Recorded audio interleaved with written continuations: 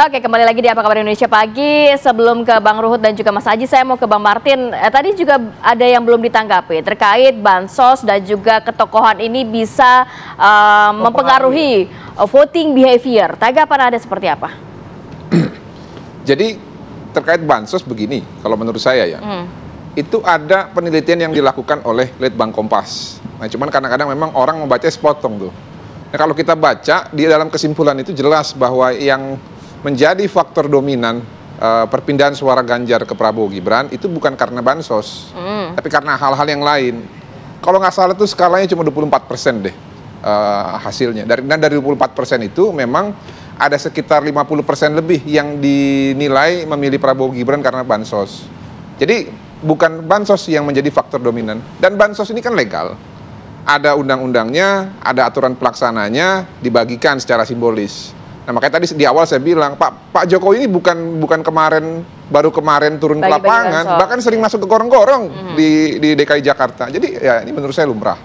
Nah, mengenai ketokohan, ini menurut saya justru yang paling bagus. Kenapa? Ada perubahan sikap. Mbak Ratih dan saya ini dulu 2014 sampai 2019 selalu pilih Pak Jokowi. Benci setengah mati sama Pak Prabowo karena ngeliat gayanya begitu. Tapi di tahun 2020 ketika beliau mulai jadi menteri dan merubah citranya, lalu memiliki gagasan untuk meneruskan program Pak Jokowi, kita jadi luluh juga tuh. Makanya kita turun ke lapangan. Enggak, itu artinya bakal ketokohan bisa berpengaruh juga kan? Ngaruh banget. Makanya gini, kemarin tuh ada dua tokoh yang mempertontonkan ya, seperti Kurawa, memberikan nilai kepada orang sepuh yang sudah pernah memberikan jalan buat mereka dengan nilai 5 dan 11. Nah, makanya 5 dan 11 kalau ditambah itu berapa jadinya? 16. Jadi yang saya baca, tidak cukup di situ, ternyata sekarang sudah dinilai oleh rakyat hanya nilai 16 dan 24. Masih mau dinihilkan juga di dalam permohonan ini kan luar biasa. Kalau yang dimaksud dengan ketokohan itu kan sebenarnya yang dimaksudkan adalah ketokohannya Pak Presiden ini kan. Siapa yang lebih tokoh daripada Pak Presiden? Kan nggak ada. Yang paling tokoh itu Pak Presiden. Itu kenapa undang-undang kita kan melarang tuh Presiden untuk berpihak. Presiden lah saya bilang. Nah, kalau Jokowi lain lagi mungkin. Tetapi ketokohan Pak Jokowi pun juga tidak bisa kita lalu lepaskan begitu saja dalam konteks politik kan. Bahwa Pak Jokowi dan Presiden itu menjadi satu kesatuan yang dia tidak bisa dilepaskan, dipisahkan sama sekali begitu. Nah, itu yang menjadi poin sebenarnya Bang, bahwa ketokohannya Jokowi sebagai Presiden berpengaruh signifikan terhadap pasangan calon yang didukung oleh Pak Presiden kita itu gitu loh.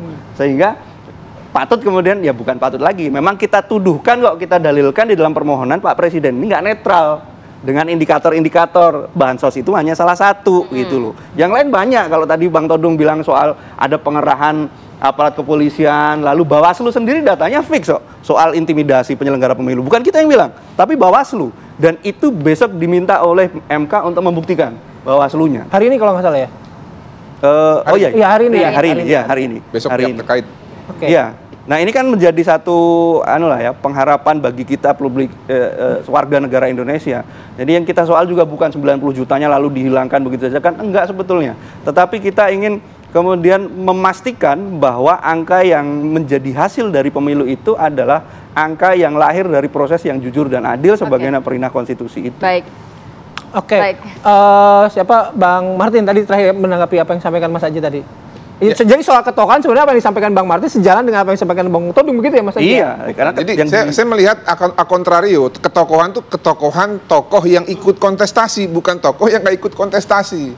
Jadi begini loh, kalau Pak Jokowi punya citra bagus, punya citra baik ya, dan menurut survei Litbang Kompas 80% menganggap bahwa Pak Jokowi itu orang yang menuntaskan pekerjaannya dan juga memiliki reputasi yang baik, sehingga wajar saja kalau ada yang dianggap sebagai penerus Pak Jokowi, dalam hal ini Pak Prabowo, ya, mendapatkan ganjaran dari masyarakat sebagai presiden gitu loh, dipilih. Wajar aja. Tapi secara saintifik kemarin ahli kita bisa membuktikan loh Bang, bahwa bansos itu memberikan sumbangsih 26 juta suara kepada suaranya Paslon 02 tuh. Ya, itu saintifik loh. Itu kan harus dibedah tuh. 26 juta itu seperti apa? Ya, kemarin kalau menurut kami ya saintifik, tapi kan apakah secara kausalitas bab akibatnya itu bisa dijabarkan secara terperinci? Baik. Nah, kalau menurut kami ya mohon maaf ya, walaupun saya tidak setuju dengan diksi yang dipakai oleh rekan saya, tapi menurut saya tidak cukup.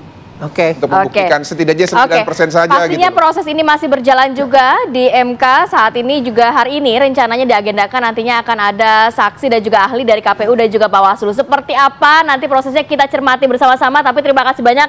Tapi kita tunggulah putusan MK. Ya. Iya, betul. Pasti kita masih menunggu, Jadi Bang. jangan kita kata MK. Mereka sangat arif dan bijaksana, Siap. mereka hakim Siap. yang mulia. Baik, Jadi banyak kejutan. Tapi kalau kemarin memang brutal. Oke.